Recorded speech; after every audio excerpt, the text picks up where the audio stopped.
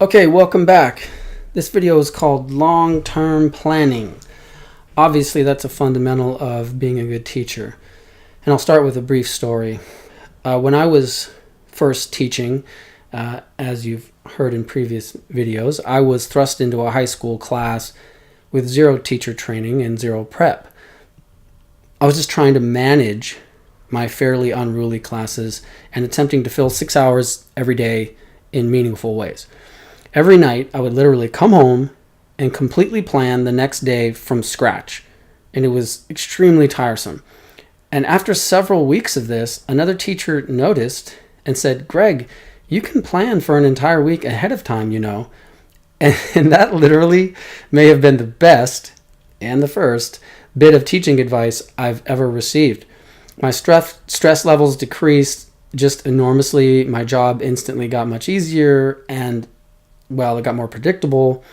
And the point of the story is that long-term planning over a week, a month, a semester, or even the whole school year is incredibly helpful, useful, and effective. Experienced teachers usually know the topics that they will cover during the entire semester and maybe the whole school year before they even begin the first day of class. They do this, of course, with long-term lesson planning, clear and concise syllabi, and above all, just by staying organized. And this promotes equanimity, a peaceful daily regimen, and the self-confidence that the semester or term is marching along according to a logical, predetermined pace.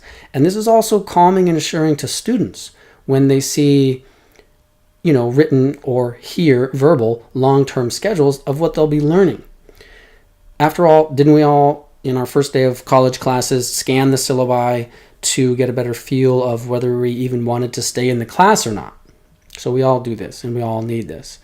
As new teachers, we can get so caught up in the perpetual, frenetic pace of prepping for the next day or next lecture that we can forget to take the time to plan ahead and chart a course for the semester. A few tips are, number one, ask an experienced teacher who teaches your grade level or subject for their long-term lesson plan or syllabi. Often it's very rare that they would say no, because especially if you're beginning and they're experienced. This will take away a lot of the stress of you trying to reinvent the wheel, and this lets you focus on, providing good lessons each day. Number two is begin with the macro level and then go to the micro. So decide first on which major topics you'll cover in the semester, then topics for each month, and then each week. You might not stick precisely to this, but having a guide will really help a lot. And go for quality, not quantity, as we say so many times. Your goal is to create a memorable and meaningful learning experience. Number three, don't go all the way to the other extreme and try to plan out every daily detail months in advance, because this will just tire you out and probably waste some time, because your schedule and future lessons will probably evolve and may have to be rewritten anyway. So don't go to the other absolute extreme. Also, as you grow in experience, you'll know how long a topic or theme will likely last and how long specific planned lectures or lessons will last. So that will help you to schedule immensely.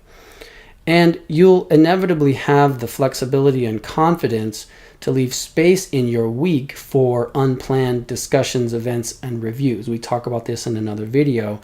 And if that time that you leave, that space, is not used, then you have your back pocket exercises to sort of fill that time smoothly. And there's a video called Back Pocket Exercises in this packet, which gives you several examples of those. Okay, that's it for this video about long-term planning. Hope you got some useful nuggets.